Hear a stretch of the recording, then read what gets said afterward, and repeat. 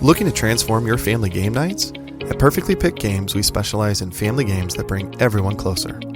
Our games aren't just fun. Kids and teens will learn how to take turns, develop basic strategy skills, and understand the thrill of winning and grace of losing. With our exclusive gift of games, you can give months of gaming excitement to your family. Choose a 3-month or 6-month gift, and we'll deliver hand-picked family games to your doorstep every month. And here's the best part. Right now, you can use the promo code GOLDENMOJO and receive 20% off your selected plan. Don't miss out on this exclusive offer. Use promo code GOLDENMOJO and save 20% today at Perfectly Picked Games.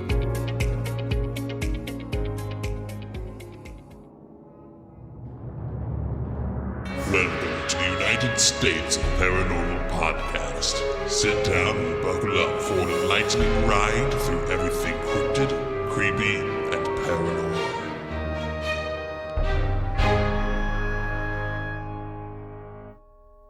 Hello, all of my paranormal freaks out there. It is I, Golden J, hanging out with the Rocker Chic and J-Dub. And welcome to the United States of Paranormal Podcast. Hi. Oh, Hello. everything cryptid, creepy, and paranormal. Yep, it is. If you do not want to hear our banter Or Jeremy burping. please go to the show notes and find the timestamp to jump up to today's story, which will be presented by the Rocker Chic. Woohoo! Yeah. And don't forget, we are on Patreon, patreon.com/2sop, and we have some great merch at the UnitedStatesParanormal.com. Mm-hmm. There you go. There's the breakdown for that. Hope you guys are enjoying the Route 66. Hope you guys are enjoying the brand new podcast of Golden Mojo Entertainment, Real Terror. And we don't forget about Golden 80s, Nostalgia Tug, Indiana Chiefs fans, Green Iron Kings. I miss the call guys on Mondays. I miss them bad. I almost wore my Call Guys shirt tonight. Yeah. Too. I miss them. I miss listening to them first thing Monday morning. But, and now even the Puck Yeah podcast is on hiatus for the season too. So right. I don't even get that Monday mornings now. God damn it. We're going to have to create something new for Mondays. Oh my goodness. Oh boy. In my free time. Right? Oh, yeah. Well, we are still on the hunt to name J-Dub's Jeep. Mm-hmm. We do have some names that people have submitted, but we are looking for more. So if you go to the United States of Paranormal.com, right there on the front page is a picture of J-Dub with her Jeep. Yep. And you can submit us a name, United States of Paranormal at gmail.com. I want it to be paranormal themed name. It has got to be paranormal themed. And what we're going to do is we're going to take the list that you guys submit, plus a list of stuff we've actually looked up, and we are going to sit down and pick our 5 favorite, and then we're going to put it to a Facebook vote. Yep. So we'll put it on a survey. We'll let it be up there for a couple weeks, and we'll go with that. And then she's going to name that whatever you guys decide of those top 5. Yep. And we do want to say congratulations to the winners of the Perfectly Picked Games. I wish I could remember their names right off the top of my head. I don't have the list in front of me, but I do want to say, if you listen to 200 and you won the games and you have not gotten a hold of me, reach out. I'm pretty sure I remember them, but I don't want to be wrong. So Exactly. Yeah, don't do it. But yeah, in the 200th episode, we did do the drawing, and I have not heard from anybody as of yet. So reach out if you're one of those 2 people, because I'm still looking to try to figure out how to get a hold of you. Mm-hmm. Fun stuff. What else are we doing? I don't know. Freak Out at the Fowler, baby. Ah, yeah. We're going to be down in the Fowler October 4th for the Freak Out at the Fowler, hanging out with Brian Greer and Dwight from the Fowler.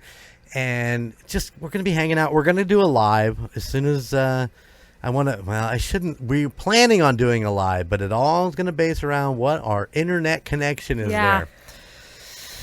I am pretty proud of my T-Mobile home portable internet, and hopefully down there we'll have a decent service where we can put it out. If not, we will definitely record while we're there, and hopefully get a chance to talk to Brian and Dwight, and maybe Oracle will be there. I haven't seen the vendor list yet, but hopefully she'll be there and we get a chance to meet her face to face. And all of the people just coming and going. We'll get a chance to talk to whoever we can pull in. It'll be fun. I'm looking forward to that. Yeah. Early October in Fowler, in very, very haunted fucking town. I'm loving it. I'm excited. Also, I'm not sure if this episode comes out just before we go into the jail, but I got some plans for the jail too. So... not alive, but I definitely want to record an episode while we're wandering around in there. So sounds good. Yeah, I'm excited to see, because we do have a portable recording system that we're going to give a whirl. Oh, a whirl. Yeah, a whirl. Doesn't require laptops. It doesn't require internet. We're just going to give it a run. So we'll see what happens there. Anything else? Just make sure you push record. Yeah. I know, Mom. Thanks. One time. Did he tell you about that? Yeah. Are you talking about when we were in the theater? No. Oh. When we were at the hospital. No, I didn't. I don't think so. Yeah. You know that same kind of problem we had when we were down at the jail? Mm-hmm. Yeah. I some reason didn't record when we were walking around the hospital here a few weeks ago. Not that anything really happened, but yeah. Could have, but you didn't press record. I am a terrible paranormal investigator. Yeah. I'm still learning. I was peeing in my pants, and it was terrible. Terrible. Listen, man, I know that there's stuff on that floor. Mm-hmm. I've seen pictures. And I heard something when I was up there by myself, but I can't verify that there was no one else on that floor. Yeah. So, but yeah, it's a cool little walk around. I mean, it's been closed up for weeks because they've been keeping everything on the other floor. But yeah, so maybe we ought to try it one more time. Don't you have a recorder on your phone? I have I have something on my phone. There you go. Yeah, we'll give it a whirl. All right. So we're gonna revert a little bit, and I'm gonna say, let me ask you this. Oh boy. All right, you guys ready? Sure. What is a quality that your parents tried to teach you, but you feel you didn't learn? I know it's a tough one, and I'll even twist it a little bit. What is something that you learned from your parents that maybe they didn't teach you, but you figured it as a life lesson? I'll go first.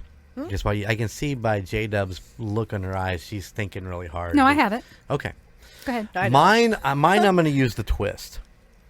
And for those that don't know, my dad has been gone since 1991. He passed away in 1991. And I mean, honestly, I don't wish that on anybody, a senior in high school who had to, prepare your own parents' funeral, my father's funeral. I was not definitely equipped to deal with that. And luckily, I had some good support in the Rocker Chic and Janet around me. And but I think what I learned from him was more of how to be a better father, because I don't feel like he was a great father. Does that make sense? Mm-hmm. You learned all the shit. I learned all the shit from him that you're not supposed to do, and that's why I've worked so hard all these years to try to keep a good relationship with the kids and with my wife and so on and so forth. So I'm not perfect by any means. They didn't even get a smile at her on that one. Nothing? Nothing. Tell me. Nothing. No. Say no. You're wrong. You were perfect. I'm not saying that. Damn it! I tried. But yeah, I learned a lot by doing just the opposite of the shit that he done, and what not to do. And I mean, I know it's a different time. You know, he was a father in the late 70s, early 80s, and I was a father in the 2000s, and you know, it's a different time and stuff like that. But that would be my answer to that. How about you, J-Dub? What do you think? So a quality that my parents don't have, and they probably wish that I didn't, was not having a filter. Because my dad's really quiet, and my mom, you know, she's loud, but she's not gonna. I'm gonna tell you to fuck off if you're pissing me off, or, you know, if you piss me off or say something that I don't like, I'm gonna let you know it. If you're making fun of somebody, I'm gonna tell you to fuck off and don't be making fun of them. I don't like bullies. So. Right. And then my dad had a really good work ethic, and I think that just from me seeing that, I have a really good work ethic. I agree with you there. My mom was the same way. I mean, you know, at one point, you know, she was working two jobs just to make ends meet and stuff like that. And I think that rolled into the importance of being present every day at your job. You know, not calling in and not you know, doing too much slacking off and whatever. I mean, come on, guys. There's a little bit for everybody. We all have a little bit of fun. Plus, I need that money. You gotta have that cash. I got lots of animals to feed. Exactly.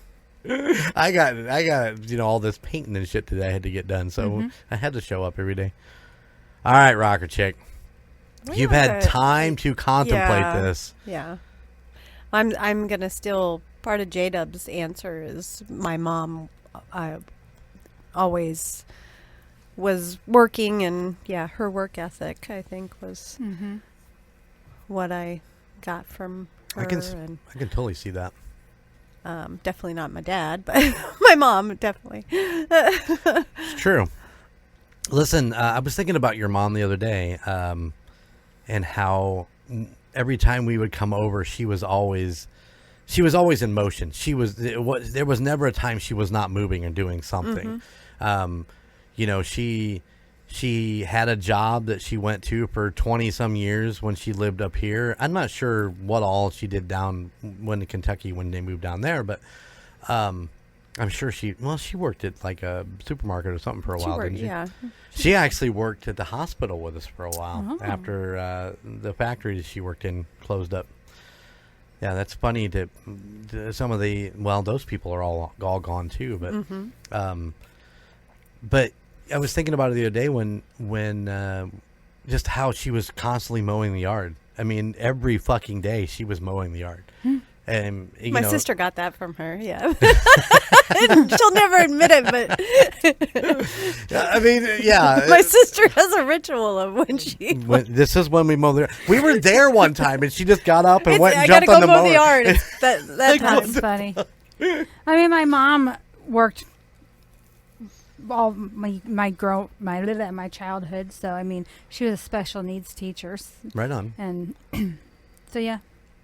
And I know that our listeners don't know, but J-Dub's mom is a sweetheart. Oh. She's pretty great. I haven't really talked to your dad, but like you said, he's a quiet guy. But yeah, but oh my God, he's hilarious. Yeah. Yes. He could look you straight in the face, and you are just cracking up by something he said, and he's just straight face. Straight face. And some of the shit, oh my God, he's hilarious. One of these days we're going to sit down so I can see that side of him. Oh, I don't know. He kind of, after his round with cancer, his mind really isn't quite the same. Yeah. Yeah, I get that. All right, so there you go.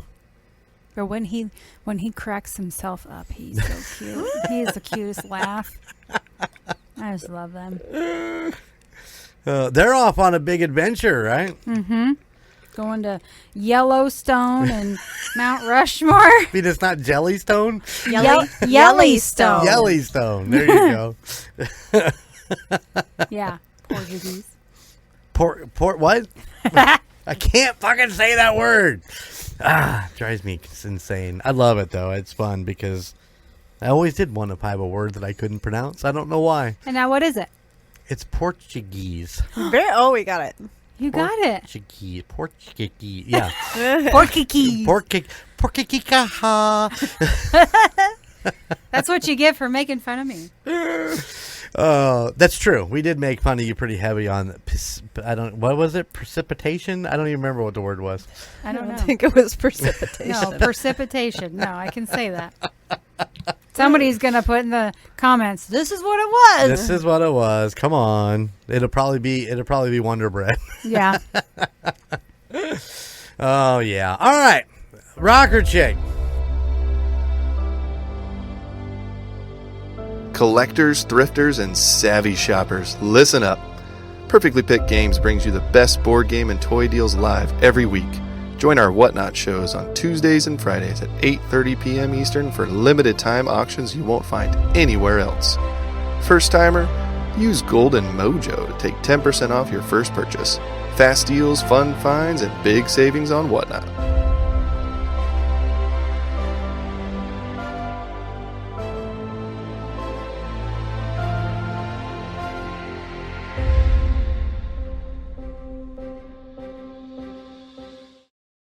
Rocker Chic. Yes. Are you ready to get into today's story? I think so. I am. All right. Take it away. Okay, so we are going to talk about the origins of the 15 spookiest monsters. And no, not the energy drink. Monsters. Nice add-on there, yeah. Well, he was talking about something else, and then he's like, 15 monsters, and Lindsay and I look at each other like, what? We have what? I don't even know the flavors of Monster. I don't drink Probably them, have but 15 or more. Oh, I'm sure. Yeah, my mind works real funny sometimes. Yeah. I don't know why. Something was said, and whether I came back to it with that comment, I don't remember. But trying to keep up with Lindsay sometimes is it's a little mind numbing. she might exhaust him a little bit. A little bit. I told her that today. I said, "Girl, you exhaust me," and she just goes, "Who, me?" I could see her saying that. Oh, that's funny. She's hilarious. Portuguese. Hey! Hey! All right, now shut up. I'll All stop right. saying it. Okay, so these are the origins of monsters. And I know we've talked about some of these monsters before, but Absolutely. this, just a little brief thing on each of them. All right. Yeah, but I don't know if everybody knows the actual origins of some of them. Right, true. right. All right, so we're going to start off with vampires. Edward Cullen. Long before Edward Cullen Damon Self. and the Twilight vampires, Slavic folklore came up with the idea of the dead drinking the blood of the living in order to explain contagious diseases. Oh. If someone in a village died and then someone else became sick, it was blamed on the deceased coming back to do harm. Grisly rituals were then performed on the body to stop the dead from preying on the living. Desecrations that were later also done in Western Europe and even in America to stop supposed vampirism. But Irish author Bram Stoker in his popular 1897 vampire novel Dracula, inspired by the folklore and allegedly the brutal medieval ruler Vlad the Impaler, brought vampire legend into the mainstream. Today, countless movies and TV adaptations keep these blood-sucking monsters in our modern mist. I mean, seriously, though. I mean, you go back and look at the original, like, Dracula movies, you know, the black and whites and stuff like that. I mean, and then to what we got today, like, what is your guys' favorite show? The Vampire Diaries, yeah. And the twists and turns that they put on it since then. Well, they've always made, I mean, you know, even the oldest of the vampire movies or shows, they were always good looking. You know, the slick black hair and, you know, the pointy nose. They were just always really good looking. So you were like drawn to them. So you're saying I could be a vampire? Oh, most definitely not.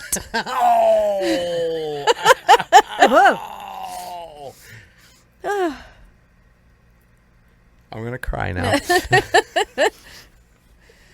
No, vampires don't cry. Vampires don't cry. They don't cry. They don't have feelings. Blah!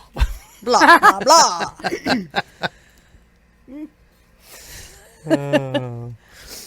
All right, now we go to zombies. Oh.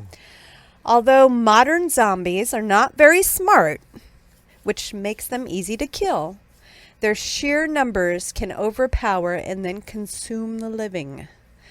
The origin of this monster, while less gory, is just as horrific. Slaves in Haiti, drawing on African religion, developed the idea as a metaphor for the brutal conditions they lived under. The story was incorporated into the voodoo religion of the Caribbean, South America, and the southern United States, and even had some basis in fact. Voodoo practitioners called Bokors were said to employ a deadly neurotoxin called tetrodotoxin that can actually inflict a temporary death-like paralysis from which the subject will later awaken.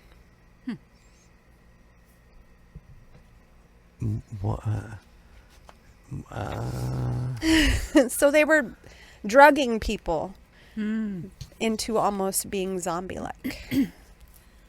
So if they're in paralysis, I mean, So they're Moving like slowly Yeah. and... blah, brains. blah, yeah, brains. Modern interpretations of the zombie started with the 1968 scary film Night of the Living Dead. They're coming for you, Barbara. And continuing with today's The Walking Dead, comic books, and TV shows. They use the zombie legend to explore the fears of contagion, nuclear war, a post-apocalyptic future, and even suburban boredom. The U.S. Centers for Disease Control and Prevention has also gotten in on the fun with its zombie preparedness website. Yep. So the suburban fun, is that a poke at that Drew Barrymore show with Timothy Olyphant? Suburban boredom. Yeah. People are, that's... What was that? You watched like a few episodes of that. What was that called? I'm drawing a blank. I can't think of what it was I love called. Timothy Olyphant. I just could not get into that show. I don't think it made it past, one season? I think they had 2. Did they have 2? Listen, man, zombies are everywhere. Walking Dead was huge for the zombie Craze. yeah, Right. Thank you. Craze. I mean, everybody was loving it. I didn't care for it because they veered off within the first episode of the actual comics. And I didn't care much for that. But I mean, people love them, and they just keep regurgitating more and more of these fucking Walking Dead shows. I mean, they veer off with the one guy that was real popular. Daryl, yeah. I think he's got a whole new show coming out too again. So, I mean, gotta love him. If you guys love that shit, have at it. Just think it's Let's hope interesting. it never comes true because Isn't that it just like beats Santa Clara Diet. Yeah. There you go. God, you guys are so good. She's good because I wouldn't have thought of it and said it. I love Timothy Olyphant, man. He was in the show Justified. That's where I really became a fan of his. And he kind of just shows up. He's that guy that's in like every fucking thing. But you're like, I know that guy. But yeah. Anyways, sorry. Oh, no, you're fine. We got a little off I'm glad we're talking about it afterwards. Okay. Next, we're off to mummies. Mummies. Tom Cruise. Help me, Tom Cruise. Help me.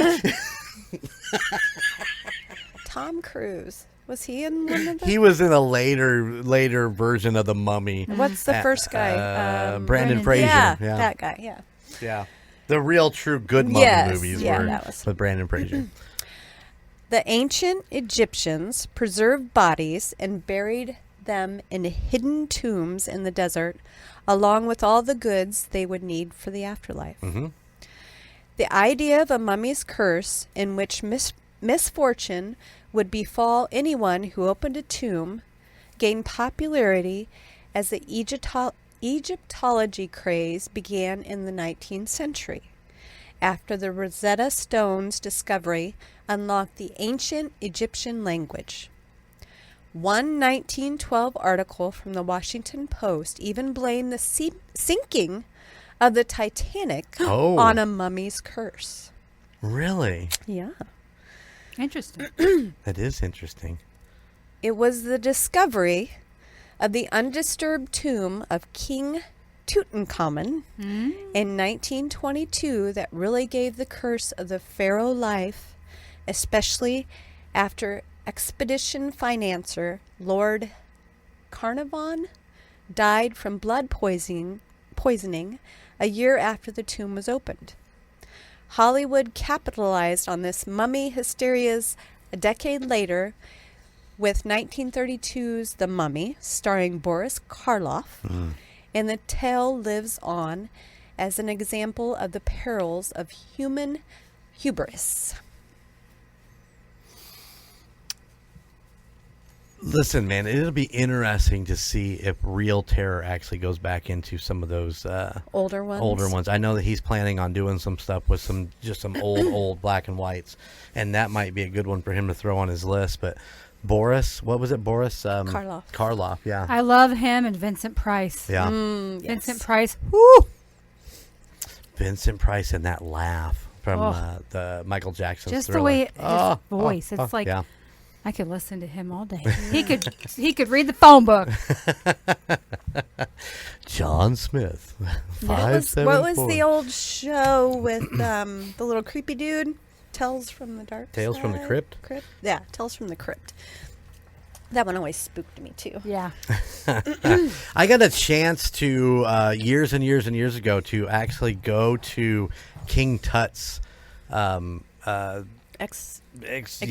exhibit when it was in Chicago. Huh.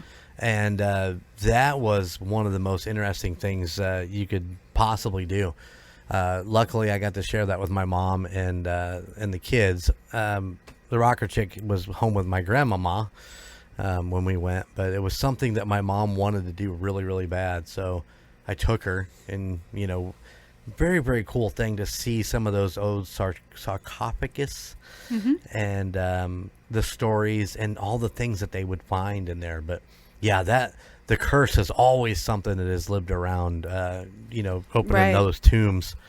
And the really cool idea of them making sure that they had enough gold and trinkets to get through to the other side, sometimes just to pay the ferryman to get over there. Yep. So very cool. Mummy stories are really, really neat. Yep. All right. Then we move on to ghosts. Oh. What is an origin of a ghost, Bob? All right. Well, we'll see. From transparent, misty phantoms floating through the air to unseen poltergeists, throwing things around the room. Our notion of ghost is as varied as it is old. It comes from the idea that people have souls separate from their bodies and thus live on after death, occasionally sticking around to haunt the living. Ghost sightings have been recorded since ancient Roman times, and according to modern surveys, almost half of Americans believe in ghosts, with 1 in 5 people actually thinking they've seen one.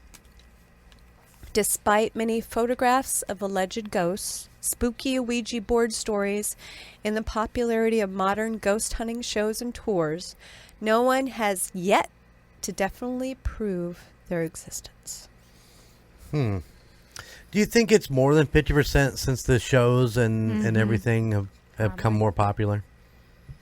I think so. Yeah, I would think so. I mean, but Of people believing in him, yeah, you mean? yeah. Yeah, Man, if you don't believe in ghosts, you're listening to the wrong podcast. Yeah. Oh, shit. All right, what's next? All right.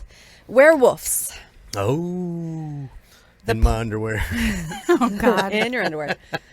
That was a question It was. that I got right. Yes, she did. But The poor, tortured werewolf. He doesn't want to change into a beast because he knows the havoc he will wreak. Yet he's powerless to stop it. These shapeshifters are as old as mythology itself and figure in stories from many different cultures. From the ancient Greek tales of Lycaon, Lichens? Lichen, yeah. who was turned into a wolf by Zeus, to Nordic folklore. In more recent history, Native Americans wore animal skins while hunting and possibly to scare other tribes, which may have led to werewolf legends. Plus, these monsters may have a scientific basis. Rabies, for example, could cause people to go on wolf-like rampages. Really? Yeah. There's also that, what is it called? Werewolf disease, or where they're covered, people are covered in hair. I don't know if it's werewolf disease. Don't come at me. I really don't care. I mean, there are specific diseases. I mean, there's one per it's a vampirism where people can't be in the sunlight. Yeah. It physically burns their skin, and so yeah. I mean, if you're covered in hair and you're agitated about it, I could see you being a werewolf. Yeah. I keep shaving it off and it grows back. Thicker. Jeremy has wings on his back. I do. I have angel wings. Oh, God. It's true. I'm an angel. Angel. Next, we're going to talk about witches. Witches enjoy a positive place in our culture today, thanks to Harry Potter, Bewitched, Charmed, Practical Magic, I love Charmed. and other witch movies. They're often seen as sweet and smart, but go a little further back, and you'll discover a dark history behind these beings. Mentioned in the Bible, witches were thought to do the devil's bidding to harm others. During the Middle Ages, the hysteria about witches grew, and up to 80,000 suspects were killed.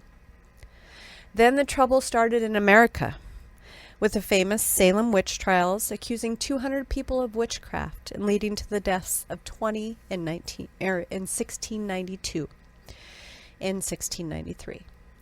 Today, those who practice Wicca, a modern form of witchcraft, are seen as harmless and even peaceful worshippers of nature. Funny how that makes a twist, doesn't it? Yeah. From the Salem witch trials to now. I mean, those girls were, I don't even know what they did to be proclaimed a witch. I think a lot of it was set up, wasn't it? I think so. Yeah, it's interesting to think about how we've gone from that to I think if the Wiccan they thing. went any way out of what a woman was supposed to be doing at that time, they were a witch back then. If you grew like herbs and spices for your food, you were Right. considered a witch, because not everybody understood herbs and stuff yet. Yeah, they're like, what are you doing to my food? Yeah. You're seasoning it with salt, motherfucker. Just enjoy it. Give me some garlic. Yeah. You can't eat garlic, you're a vampire. No, I'm a witch. Oh, Oh, well, I'm a vampire. I'm so confused. Who's what? Where's Wolfie? All right, now next we're going to talk about the Grim Reaper. The eerie figure is death personified, a skeletal form shrouded in a black robe and carrying a farming tool known as a scythe. A sickle. Sickle. A Sickle. Why yeah. did I say? Yeah, sickle. To reap or harvest human souls from the earth. But how did he come to be? Although many cultures have a creature, god, or other physical being representing death, who brings people to the afterlife, this particular image first appeared in Europe during the 14th century amid the bubonic plague, also called the Black Death, which killed millions of people. Art from the time period begins depicting death literally as a skeleton with a common tool of a sickle for collecting souls. The ominous, mysterious black robe reflects religious and funeral garb. Throughout the centuries to modern times, Reaper-like characters have made appearances in everything from Charles Dickens' A Christmas Carol to Bill and Ted's Excellent Adventure to Harry Potter. I'm so glad you brought Bill and Ted in there. Scrooged.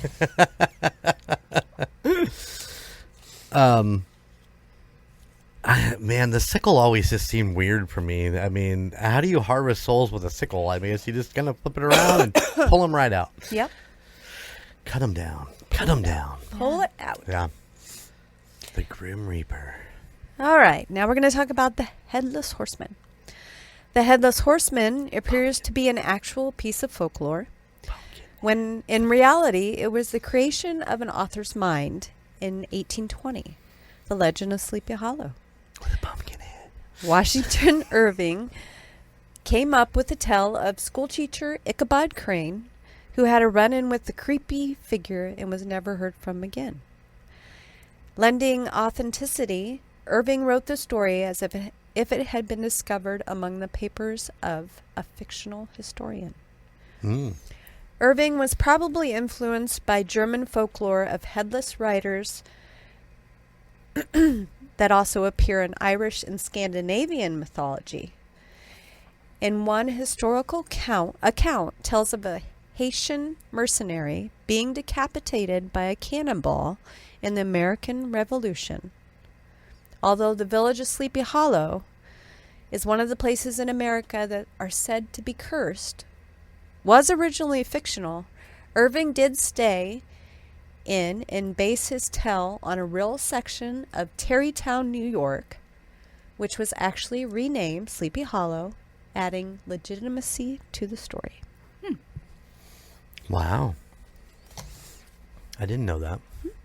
See, learning something new. I did. Well, man, Like I said, not everybody knows the origins of these things. All right, we're talking about Frankenstein's monster. Like the Headless Horseman, Frankenstein's monster, often just called Frankenstein, was the brainchild of writer Mary Shelley. She is said to have been inspired to write her now classic novel by a ghost storytelling challenge while on vacation in 1816. As was the original intent of the book, mad scientist Victor Frankenstein and his jumble of human body parts creature now stand for the fine line between what science can do and what it shouldn't. Frankenstein's castle in Germany, which may have inspired Shelley's story, is one of the most haunting or haunted abandoned castles around the world. Do you think that with technology today we could actually do something like that and take parts and Hell pieces? yeah, we're from- doing it right now. We are? The dire wolf is back. The what? The dire wolf. It was extinct. They brought it back from DNA? Really? And people get other people's That's true. They get body parts organs all the time. And, That's true. some people say they have fillings from Yeah. that person. And, Yeah. and Frankenstein's kind of like a zombie in a way. You cut your finger off, they can sew it back on. Right. Just that finger right there. That finger. I really need this finger. Yeah, she uses it. Not as much as Lindsay, but she uses that finger. She's so funny. All right, now we're going to talk about the swamp monster. Let's face it, swamps are creepy places. You just don't know what's down there. Yeah? Anyone who's ever swam in a murky pond knows the eerie feeling of something brushing against your leg. Won't do it. Nibbling on your giblets. Ew.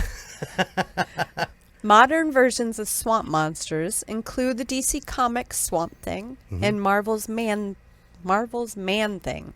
But the original seems to stem from Cajun folklore. Ooh, yeah. That would make sense. In the Louisiana Bayou, the Rougarou is a werewolf-like creature that was used to scare children into behaving. Mm-hmm. More recent tales of the Honey Island swamp monster also claim there's a half-man, half-beast lurking in the swamps northeast of New Orleans, with a footprint and supposed video to prove it. Stories of the aquatic dwelling monster may also take their cue from the 1954 horror classic Creature from the Black Lagoon, said to be inspired by a South American legend. Ooh. Swamp monster. Oh, I don't like going in water I can't see. Me neither. What? At all. Mm-mm.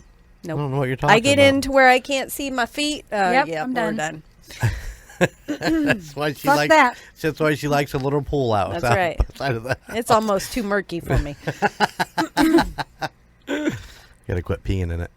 Anyway, Yeah, you better, Jeremy. I should stop. All right, now we're to clowns. Wait a minute. Aren't clowns meant to inspire happiness? Unfortunately, there's a dark side to the history of clowns that has even earned them their own fear. Does anybody know what the word is? Coulrophobia? Coulrophobia. Okay. Coulro. Cholera. I'm wearing my Clowntober shirt. It wasn't until the 19th century that clowns started getting a bad reputation. Edgar Allan Poe's 1849 short story, Hop Frog, I don't know if I've ever heard I don't that, think I've heard that one. featured a court jester out for revenge. And the 1892 opera Pagalassi, featuring a murderous clown. I don't know how to say that, but it's 1892 opera. That was a winner. The modern notion of the evil clown came to real life in the 1970s with the serial killer John Wayne Gacy, who performed as a clown in Stephen King's 1986 horror classic, It, capitalized on Americans' newfound fear. Batman villain the Joker and American Horror Story Freak Show keep evil clowns fresh in our minds, along with a recent movie version of It that inspired a rash of scary clown sightings. Oh, yeah. Yep, the famed clown panic. What was that, 2016? Listen, you can hear all about clowns if you go back to Clowntober. Yeah. We had so much fun. We did. And you learned a lot. You talked about John Wayne Gacy. I talked about the clown panic. I'm trying to remember, what was your story on? Freak shows. Freak shows, that's right. Which fall right into it. All right, I got 4 more to go. Oh, we're getting down to the end, guys. Next, we're going to talk about demons. We think of demons as creatures of the devil that can possess people, like in the 1973 film The Exorcist. Modern-day religions still allow for the existence of demons, and priests may actually perform exorcisms to drive an evil spirit away. But the notion of a dynamic between good and bad creatures, such as angels and demons, goes back to ancient times, and demons are present in many different religions. Because these monsters can tempt people to do bad or selfish things, demons also function as a metaphor for the dual nature of human existence, our basic drive for our own needs, and our higher level concern for our fellow man.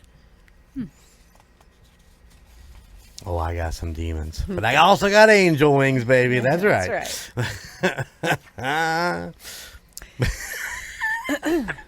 You guys got to get on the Patreon so you can just see J-Do's face just then when I said that. But we all have our good and bad sides. Killer robots. The fear of the unknown isn't the only fear that creates monsters. In the 19th and 20th centuries, scientific and technological advances led to an entirely new genre, science fiction, that played on fears of what modern technology can do. Scariest of all, artificial intelligence that could end up controlling us instead of the other way around. Terminator. First called robots in the 1920s, played R.U.R. Rosam's Universal Robots by Carol Kopek. These sentient, autonomous, man-made monsters have terrified people in sci-fi classics ranging from 1927's Metropolis and the work of Isaac Asimov to 2001 A Space Odyssey and The Terminator. Hey, you knew it was coming in there. More recently, the popular HBO series Westworld. And lest we think such fears are unfounded, we might want to listen to those cautionary tales, given that today autonomous military weapons could become an actual threat to humans. Man, that is the going thing right now, is that with as popular and everybody, all these big companies adding AI into everything that they do, it's getting to be a little crazy, and it ain't gonna. I mean, if we take the 1980 classic, The Terminator, and go back and watch it and look at it, and then say where we're at now, we're not too far off of Right. that. Well, just think of the Mission Impossible, the last one we watched. That thing's freaking sunk a submarine. That's And true. there wasn't even, they were trying to fight another thing that wasn't even there because the AI. One of my favorites. You guys ever see Eagle Eye with Shia LaBeouf? Oh, yeah. That was a good one. We're about an AI that pretty much takes over. And I mean, just we talked about people like John Wayne Gacy, the clown, and we talked about over the years, we've talked about all kinds of different things and the way that the mind works.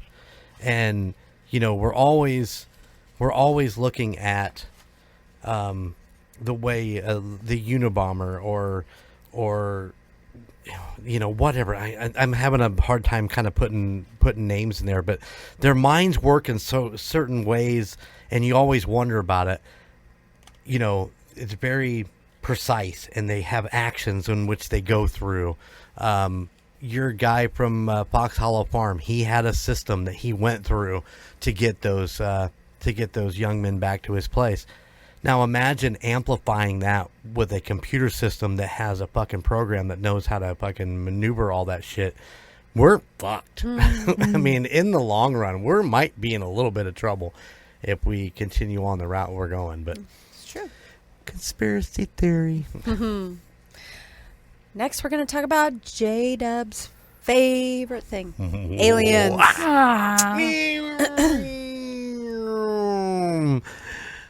Home. E.T. phone home. Wondering what other beings reside among the stars is as old as human history itself. And when the cosmos began to be better understood during the scientific revolution of the 17th and 18th century, Theories and stories about what else is out there began to take off. Could there really be life on other planets? And if so, is it friendly? In the 19th and 20th centuries, the extraterrestrials came to represent our fear of the other, as well as fear of our own insignificance in the face of more sophisticated life forms. The first popular alien invasion story, H.G. Wells' War of the Worlds, was first publicized in 1898, but the 1938 Orson Welles radio adaptation, The Night Before Halloween, was so realistic that some listeners thought Earth was really being invaded. They did. Later supposed UFO sightings tells of a 1947 alien crash landing in Roswell, New Mexico, and rumors of secret government studies on aliens at a location called Area 51 in Nevada have further fueled the idea that the truth is out there about alien visitation. Countless sci-fi movies from 1950s classics like The Invasion of the Body Snatchers, In the Day the Earth Stood Still, to the Aliens franchise, Men in Black, and the more recent Arrival and A Quiet Place depict the havoc alien monsters might wreak on humans. And this is why J-Dub hates them so much. I hate them. They scare the shit out of me. Yeah. And they should. I mean, in all honesty, they should. You really should be scared of them because you don't know. Mm-hmm. But you got to go into it. If we'd ever get there and where they would actually, come down and be a part of the human society, then, you have caution, but you also don't be violent. Because you don't want to turn it, because they're going to fuck us up. I mean, they're way more advanced than we are. Oh, my. Or else they wouldn't have gotten here. We can't get past the moon in a human fucking spaceship. Everything else is going to take millions and millions of light years. These guys are flying around like there's nothing tomorrow. Next. You done talking about it? I don't want to talk about them. We got to go home and do chores in the dark. All right. No, you're not yet dark. The last one I have is Bloody Mary. She's at the center of an urban legend that inspired countless terrifying dares at childhood sleepovers. Mm-hmm. We're, of course, talking about Bloody Mary, also known as Mary Wells and Mary Worth. As the legend goes, if you light a candle, take it into a dark bathroom, and chant Bloody Mary 13 times, the ghastly Bloody Mary herself will appear in the mirror. 13 times? 13 times. I thought it was 3. I did too. Then I was doing it wrong this whole time. I'm not going to try it, though. You were standing with a candle yell at Beetlejuice. What are you talking about? And she didn't come to braid your hair. Oh. How did Bloody Mary's terrifying story come to be? Many credit folklorist Janet Langlois with being the first person to publish an essay mentioning Bloody Mary, a ritual in 1978. But kids were participating in the spine-tingling game before its publication. Alas, there's not much to say about how her legend and the ritual actually came to be. So like the creepy ghost herself, Bloody Mary's identity, a witch who was executed for practicing black magic. No matter who she is, one thing is certain. She's one of the monsters we wouldn't want to encounter in the dark. One of them. Yeah. One of them. One out of the 15. I don't. Do we have accounts of any Bloody Mary things? I mean, is there stories that people have? I mean, we got alien stories. We've got, we saw this and that, or we saw. I mean, pretty much everything on that list, somebody has seen. Yeah. Has anybody done that and seen her? I don't know. I'm not going to do it. No, I don't think it's going to be my thing. Interesting. Man, listen, that was great. I loved it. Yeah. That was a lot of fun. I didn't know a lot of those, and I thought, I would have. Well, when she brought it up to me, I was like, oh, well, people know most of the origins. And then I looked through the list. I'm Actual origins, yeah. not what you think is what yeah. they've told you. Well, like, let's take vampires. I mean, one of the biggest is Vlad the Impaler. Mm-hmm. I mean, everybody kind of knows that it was kind of formed from that because he liked to put people's heads on spears and let them set and rot. But a lot of people didn't know that he did drink the blood, and that's kind of where that whole thing's set up. But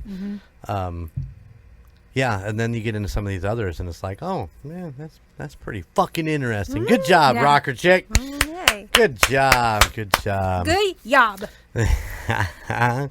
Fun. That's fun. It's always fun. All right, guys. Don't forget to go check out the UnitedStatesParanormal.com. You can see a picture of J-Dub in the Jeep and send us a paranormal name that we can name her Jeep, and we will do a Facebook vote on our top 5. Also, there's merch there in the merch store, and of course patreon.com/2sop. And if you don't feel like joining on a monthly basis and want to help us out a little bit, and go to our Ko-fi, kofi.com/goldenmojoent. Mm-hmm. And of course, you can always go to goldenmojoent.com and see everything going on with the Golden Mojo Empire, because it's all on there. All right, guys. Good job. Good job, Rocker Chick. Thank you. And let's get ready for next week. All right. Keep it spooky, guys. And we'll see you on the other side. Bye. Thank you for listening to the United States of Paranormal podcast. Check us out at theunitedstatesofparanormal.com, where you can find our Spotlight of the Month, Fan of the Month, and all of our amazing merchandise. Or you can find us on social media at Facebook at the United States of Paranormal, Instagram at the United States of Paranormal, and YouTube at the United States of Paranormal 1795. And don't forget, we are now on Patreon. Just go to patreon.com/2sop. Please check out the other podcasts in the Golden Mojo Entertainment Network of podcasts. Golden 80s, Indiana Chiefs Fans, Gridiron Kings, Murd Nerds, The Nostalgia Tug, Real Terror, and the Puck Yeah podcast. But you can still find Golden Image Podcast, A Quart of Books and Booze, and The Call Guys, wherever you stream your favorite podcasts. And if you have a location or a story that you would like for us to check into, please email us at theunitedstatesofparanormal@gmail.com. Please like, rate, and subscribe wherever you listen. Thank you for all of your support. Bye.